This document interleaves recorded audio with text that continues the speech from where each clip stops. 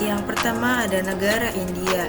India berlokasi di Asia Selatan, tepatnya di Samudra Hindia dan Laut Arab dan Teluk Manggala. Negara ini berbatasan langsung dengan 6 negara lainnya, yaitu yang pertama ada Pakistan, Tiongkok, Myanmar, Bangladesh, Nepal, dan Bhutan. Sebenarnya hampir berbatasan dengan 7 negara, namun jembatan yang menghubungkan India dengan Sri Lanka yang dikenal dengan Jembatan Adam telah musnah oleh angin topan sekitar 600 tahun yang lalu. Lantas bagaimana sih kondisi India dan letak geografis serta geopolitiknya? Negara India terbagi menjadi 29 negara bagian dan 7 wilayah persatuan, dengan New Delhi sebagai ibu kota sekaligus dengan wilayah administratifnya. Lalu untuk New Delhi juga merupakan salah satu dari 11 distrik yang ada di wilayah ibu kota. Kota terbesar India adalah Mumbai, diikuti oleh New Delhi dan yang lainnya. Lalu untuk bandara yang terkenal di negara India antara lain ada Indira International New Delhi serta yang lainnya yang dapat kita lihat dalam video tersebut.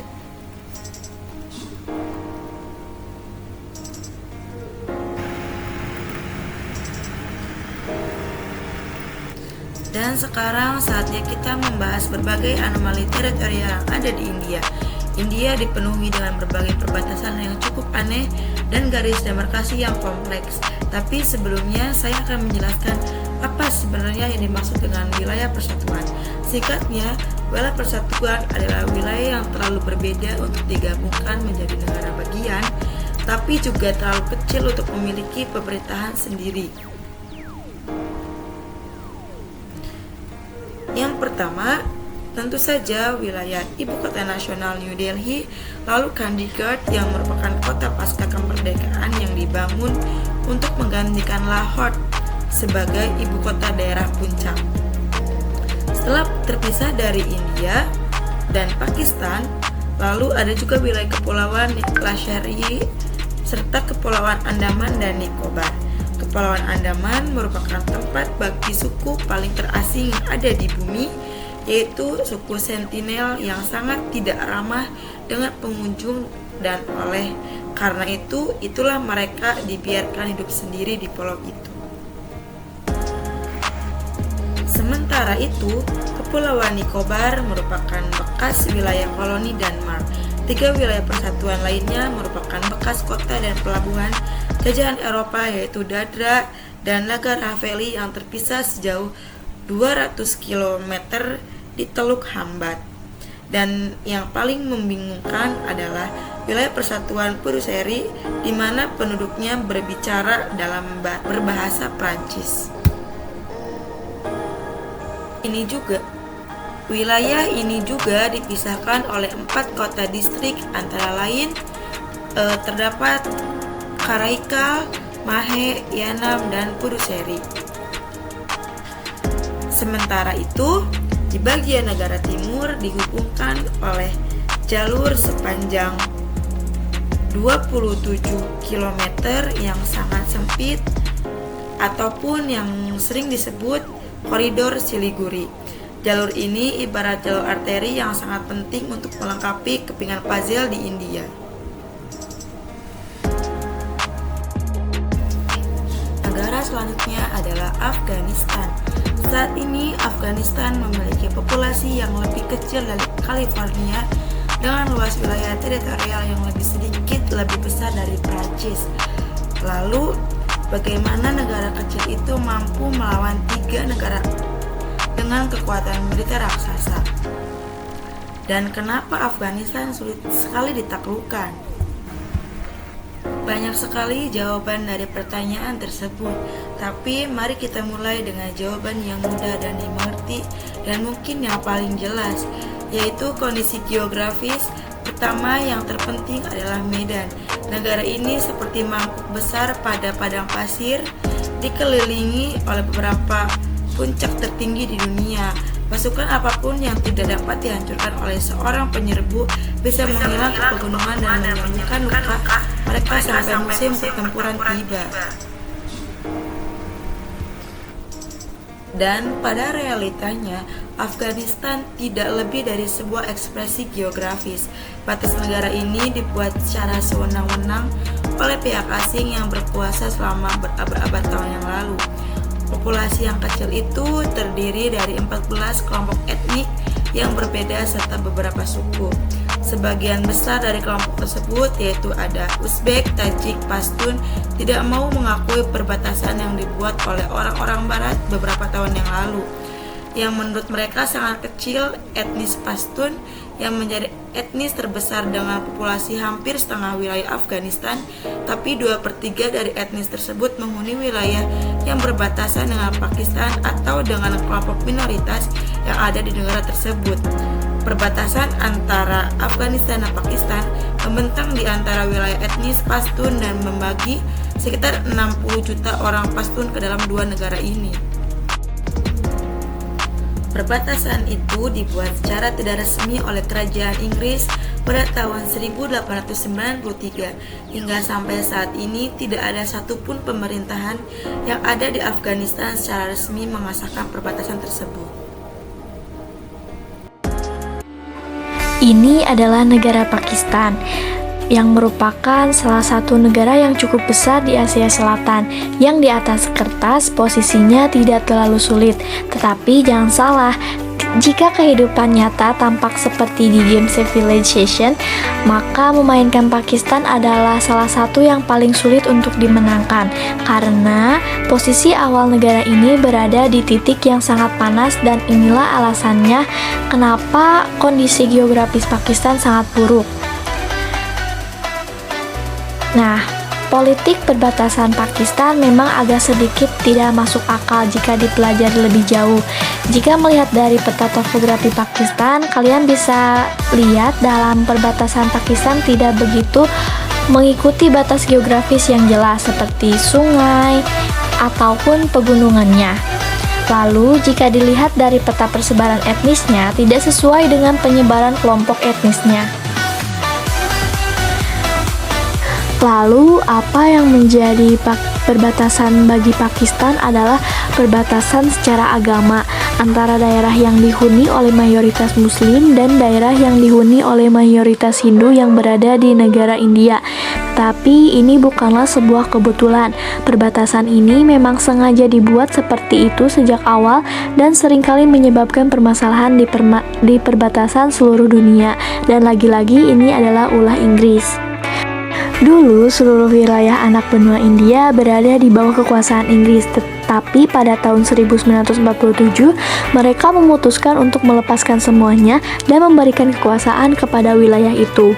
Tapi pada pelaksanaannya, Inggris memutuskan untuk membagi wilayah koloni di anak benua India ini menjadi dua negara baru, yaitu negara yang mayoritas beragama Hindu atau India dan dengan mayoritas penduduk Muslim yang kemudian menjadi Pakistan.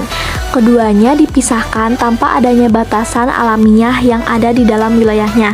Hal ini kemudian menimbulkan permasalahan di antara kedua negara tersebut. Bagi Pakistan, pemisahan ini menciptakan perbatasan yang sangat panjang dengan India yang berawal dari Laut Arab, Rann Kutch, kemudian melewati Gurun Thor yang luas dan tandus, kemudian lahan subur di Punjab, hingga ke pegunungan yang tinggi yang berada di Kashmir. Sebagian wilayah besar perbatasan ini diterima dan diakui baik oleh negara Pakistan ataupun India, kecuali wilayah Kashmir yang diperebutkan oleh keduanya. Kedua negara ini beberapa kali berperang untuk memperebutkan wilayah tersebut, dan pada akhirnya garis perbatasan de facto di sepanjang wilayah Kashmir adalah seperti ini dan menjadi sebuah perbatasan yang efektif bagi kedua negara meskipun tidak ada yang mau mengakuinya. Garis perbatasan ini dibuat berdasarkan garis gencatan senjata yang terjadi pada tahun 1971 saat perang antara kedua negara tersebut terjadi. Tapi permasalahan itu menimbulkan permasalahan besar lainnya, Garis perbatasan itu tidak mencakup keseluruhan wilayah Kashmir dan malah berhenti sampai di sini, yang justru menimbulkan ketidakpastian tentang siapa sebenarnya yang berhak atas sisa-sisa yang berbatasan langsung dengan Tiongkok itu. Nah, alasan perbatasan itu berakhir di situ karena lokasinya berada di kawasan kaki gunung yang berada di koram. Jadi seluruh datarannya tidak bisa ditinggali. Nepal terletak di pegunungan Himalaya yang terkurung daratan. Nepal terletak di antara India dan China di selatan Tibet. Nepal dibagi menjadi 3 subkawasan geografis. Wilayah perbatasan utara yang bergunung-gunung, wilayah tengah yang berbukit-bukit, dan Turai. Wilayah rawa yang subur dan berawa-rawa rendah. Turai diairi oleh anak-anak sungai Gangga dan sungai Brahmaputra dan menghidupi lebih dari 90% penduduk Nepal yang berjumlah 27 juta jiwa. Hanya 17% penduduknya yang tinggal di perkotaan. Yang terbesar berada di ibu kota di lembah Kathmandu, yaitu inti Nepal. Setelah perselisihan sipil selama beberapa dekade, Nepal berubah dari monarki menjadi republik modern pada tahun 2006. Wilayah Nepal modern disatukan di bawah pemerintahan etnis Gurkha pada pertengahan abad ke-18. Kolonial Inggris mengandalkan dukungan militer dari tentara bayaran elit Gurkha untuk mempertahankan pengaruh di benua itu. Setelah berabad-abad terisolasi, tantangan geografis Nepal adalah perjuangannya untuk tetap mandiri dan mempertahankan diri, mengelilingi kekuatan global. Hal ini diperumit oleh ketergantungan Nepal pada pelabuhan-pelabuhan India dan perhatian Tiongkok yang terus-menerus terhadap perbatasan utaranya dengan Tibet. Hore! Akhirnya kita tiba di Maldives.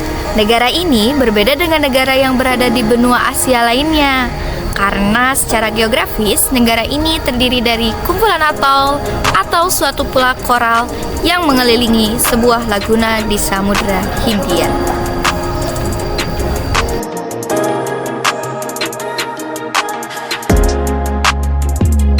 Negara yang bernama resmi Republik Maladewa terletak di sebelah selatan barat daya India dan sekitar 700 km sebelah barat daya Sri Lanka. Kalian tahu, negara ini terdiri dari 26 atol, administrasi, dan 1 kota. Maladewa merupakan negara dengan populasi yang luas, wilayah terkecil di kawasan Asia, serta berpenduduk 100% beragama Islam.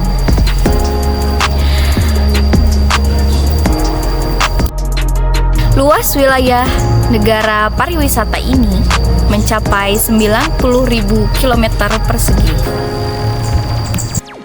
Dan apabila digabungkan, luas daratannya bisa mencapai 298 km persegi.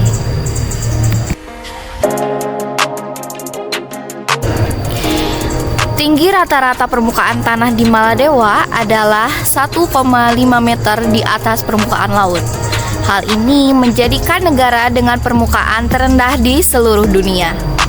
Puncak tertinggi Maladewa hanya 2,3 meter di atas permukaan laut, sehingga dikenal juga sebagai negara yang memiliki puncak tertinggi paling rendah di dunia.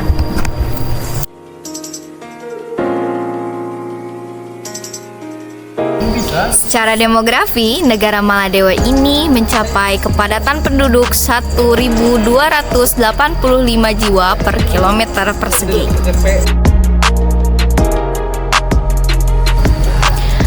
Kepadatan penduduk tersebut diakibatkan oleh populasi dari negara Maladewa ini yang mencapai 530.000 jiwa. Negara Maladewa memiliki rakyat 100% beragama Islam. Agama resmi di Maladewa dan warga negara diwajibkan secara hukum untuk mengikuti ajaran Islam. Dan pada 2008, undang-undang menyatakan bahwa non-muslim tidak boleh menjadi warga negara. Secara konstitusional, sistem pemerintahan yang dipimpin secara presidensial dipimpin oleh presiden dan mewajibkan presiden tersebut beragama Islam. Tidak cuma presiden, pejabat pemerintahan di Maladewa pun ikut diwajibkan untuk memiliki beragama Islam. Presiden Maladewa, Ibrahim Muhammad Sholih, memiliki kemitraan dengan Indonesia yang membuka peluang bagi warga Maladewa yang ingin melanjutkan pendidikan tinggi di Indonesia. Negara dengan potensi pariwisata ini melarang berbikini di pantai. Sebagai negara yang melakukan syariat Islam, pemerintah Maladewa melarang penggunaan bikini di pantai bagi perempuan. Rakyat Maladewa memiliki kesadaran hukum yang sangat tinggi. Dusun pernah melaporkan seorang wanita ditangkap oleh petugas keamanan karena memakai bikini di pantai umum dan ketahuan sedang meminum alkohol. Wanita itu langsung ditangkap dan diadili. Keindahan alam ini membawa potensi perekonomian bagi Maladewa. Oleh karena itu, Maladewa bergantung pada sektor pariwisatanya. Pemerintah setempat memisahkan pantai umum dan pantai khusus bagi wisatawan untuk warga lokal dan wisatawan mancanegara. Bagaimana bisa perbatasan India dan Bangladesh disebut sebagai perbatasan yang kompleks? Perbatasan negara antara Bangladesh dan India sempat memunculkan konflik antara kedua negara. Konflik tersebut karena dilatar belakangi oleh perbatasan yang tidak jelas selama pembagian Benggala pada 1974. Kedua pihak kemudian mengklaim atas beberapa desa. Setidaknya terdapat 162 daerah kantong di kedua negara tersebut, 111 terdapat di negara India dan 51 daerah kantong terdapat di Bangladesh. Daerah kantong atau enclave merupakan satu wilayah yang dikelilingi oleh wilayah negara lain. Di Kurt Bihar yang merupakan wilayah India yang terletak di perbatasan Bangladesh dengan India adalah salah satu perbatasan paling rumit di kedua negara tersebut, yang mana di negara masing-masing wilayah kedua negara ada wilayah negara lainnya. Di wilayah India terdapat 71 wilayah kecil milik Bangladesh dan di wilayah Bangladesh terdapat 102 wilayah kecil India di negara Bangladesh. Di dalam wilayah kecil itu, baik milik Bangladesh yang terkurung di wilayah India juga ada wilayah India lagi. Begitupun sebaliknya. Sederhananya bisa dibilang di dalam wilayah India ada wilayah Bangladesh, yang di dalamnya ada wilayah India lagi. Hal tersebut memang terdengar sangat membingungkan, namun wilayah tersebut hanya sepetak sawah saja, tapi begitulah kenyataannya. Masalah kedua negara ini menyebabkan warga tidak memiliki status kewarganegaraan yang jelas, karena India dan Bangladesh tidak memiliki peraturan terbuka mengenai perbatasan tersebut. Jadi, kebanyakan negara di daerah kantong India dan Bangladesh tidak memiliki layanan publik karena belum terdaftar. Sementara kedua pemerintahan negara tersebut tidak menyediakan fasilitas apapun mengenai permasalahan ini, baik itu fasilitas dalam segi kesehatan, pendidikan, air, ataupun listrik. Pada tahun 2015, kedua negara ini mengakhiri konflik. Kemudian, warga yang berada di daerah kantong diberi status kewarganegaraan atas pilihan mereka sendiri, sehingga warga tersebut mendapatkan layanan publik untuk pertama kalinya. Bhutan merupakan kawasan kecil yang terdapat di Asia Selatan. Negara ini merupakan negara kerajaan yang karenanya nama resmi dari negara ini adalah Kerajaan Bhutan. Secara lokal, negara ini disebut sebagai negara naga. Itulah mengapa lambang yang berada pada bendera Bhutan bergambar naga. Bhutan adalah salah satu negara yang terkurung daratan. Negara ini terletak di lereng Himalaya Timur antara negara Tiongkok dan negara India. Struktur geografis Bhutan terdiri dari pegunungan yang saling bersilangan antara jaringan aliran sungai deras sehingga membentuk lembah yang dalam. Bhutan merupakan kawasan kecil yang terdapat di Asia Selatan. Negara ini merupakan negara kerajaan yang karenanya nama resmi dari negara ini adalah Kerajaan Bhutan. Secara lokal, negara ini disebut sebagai negara naga. Itulah mengapa lambang yang berada pada bendera Bhutan bergambar naga. Bhutan adalah salah satu negara yang terkurung daratan. Negara ini terletak di lereng Himalaya Timur antara negara Tiongkok dan India. Struktur geografis Bhutan terdiri dari pegunungan yang saling bersilangan antara jaringan aliran sungai deras sehingga membentuk lembah yang dalam. Ketinggian tanahnya berkisar antara 200 sampai 7.000 km di atas permukaan laut. Luas wilayah Bhutan seukuran dengan luas wilayah Provinsi Kalimantan Selatan, bahkan masih sedikit lebih kecil dari wilayah tersebut. Kota Thimphu merupakan ibu kota dari negara Bhutan. Kota ini merupakan kota terbesar sekaligus menjadi pusat kota. Kota Thimphu bermata pencaharian pertanian dan peternakan. Kota ini menjadi rumah bagi sebagian besar politik dari negara Bhutan seperti Majelis Nasional dan Istana Kerajaan. Pada tahun 2021, berdasarkan data proyeksi nasional jumlah penduduk Bhutan yaitu 729.129 juta jiwa yang terdiri dari dua kelompok etnis utama. Yang pertama yaitu Ngalops dan yang kedua Sarkop. Masing-masing dari kelompok ini disebut sebagai Bhutan Barat dan Bhutan Timur. 75% agama yang dianut negara Bhutan yaitu agama Hindu, sedangkan 75% agama yang dianut negara Bhutan yaitu agama Buddha, sedangkan agama Hindu menjadi agama terbesar kedua di Bhutan yaitu sebesar 22% dan agama lainnya sekitar 1% dari populasi. Bahasa yang digunakan yaitu bahasa Dzongkhat sebagai bahasa nasionalnya, sedangkan bahasa Inggris digunakan sebagai bahasa pengantar di dalam sistem pendidikan. Sri Lanka adalah sebuah negara kepulauan yang berada di kawasan Asia Selatan. Secara geografis, negara ini terletak di Samudra Hindia dan berada di bagian selatan negara India. Sebagai sebuah negara kepulauan, Sri Lanka tidak memiliki perbatasan darat dengan negara-negara tetangganya.